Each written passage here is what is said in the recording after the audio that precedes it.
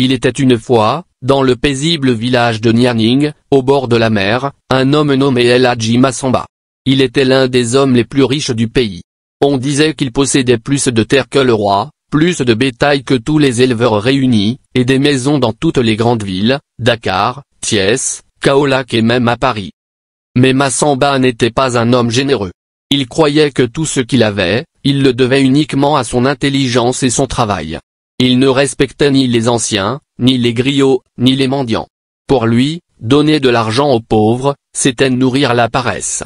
Il disait souvent: « Moi, j'ai travaillé.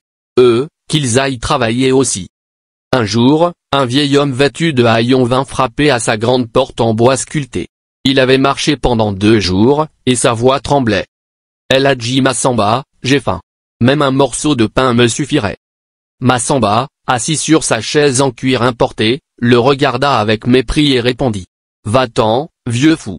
Tu veux manger ce que tu n'as pas semé ?» Le vieux sourit tristement et dit: « Tu es riche, El Hadji. Mais ta richesse est comme un arbre en saison sèche. Un jour, elle tombera sans prévenir. » Puis il partit. Les jours passèrent.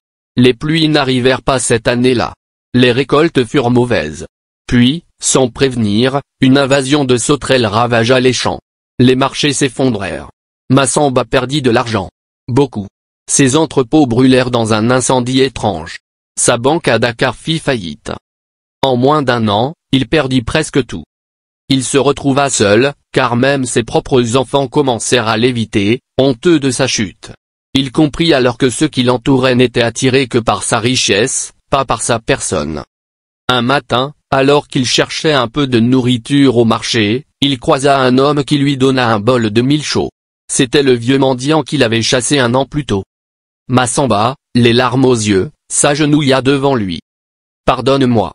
Je n'ai jamais compris. » Le vieil homme posa une main sur son épaule et répondit calmement: « La richesse n'est pas ce qu'on garde, mais ce qu'on partage. Quand tu étais au sommet, tu aurais pu bâtir un royaume de cœur. Mais tu as choisi un empire d'or, et l'or ne pleure pas quand il s'en va. » À partir de ce jour, El Hadji Massamba changea. Il commença à aider les autres, à écouter, à partager. Il ne redevint jamais aussi riche qu'avant, mais il devint respecté, aimé et, pour la première fois de sa vie, heureux. Moins.